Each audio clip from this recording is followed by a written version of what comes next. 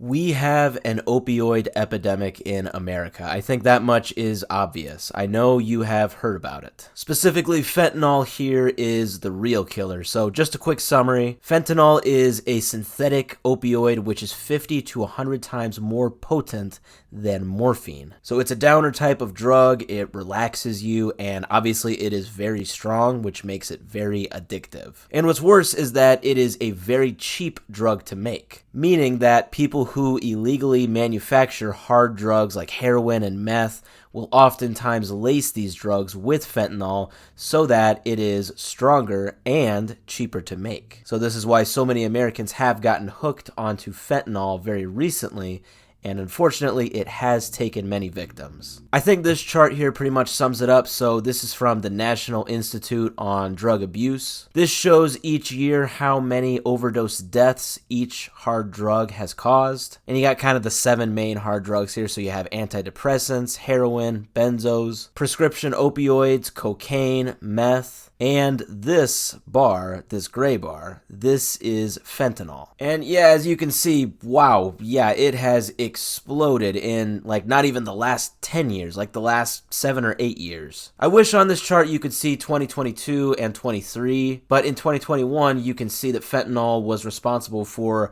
about half or maybe even a little over half of all drug-related overdose deaths in the country. That is insane. So why am I talking about all of this? Well, the DEA has discovered a new drug that has hit the streets, primarily in New York City and California. And this drug is called tranq dope, short for tranquilizer dope. So you remember how I said that fentanyl will commonly be mixed with other drugs?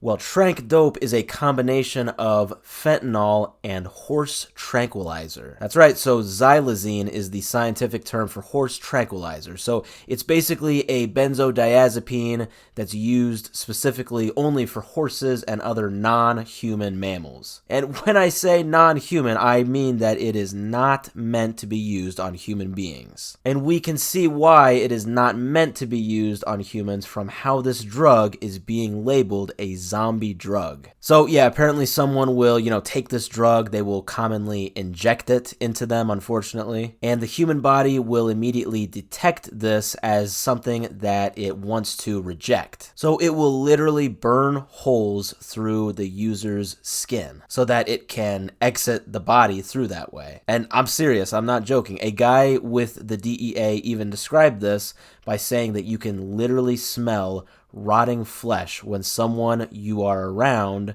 has used this drug. God, rotting flesh. Yeah, that is something that I would have only heard out of like The Walking Dead or Left 4 Dead or something. I mean, it's kind of funny at first, but like it's actually disgusting when you're talking about real human beings here. So listen, I know that this may be kind of overkill or I don't know, kind of outdated or corny to say, but just be careful out there. You never know what you can get addicted to. The opioid epidemic in America is absolutely insane. It is not just like the stereotypical hard drug users that are addicted to it, okay? It's regular, everyday people who are maybe prescribed opioids for maybe an injury or something, and like they're people who would have never otherwise been exposed to the stuff. And once they're exposed, they just become addicted. I really hope that we can turn things around in this country to fight this horrible, horrible drug addiction that is, well, literally now turning some people into zombies.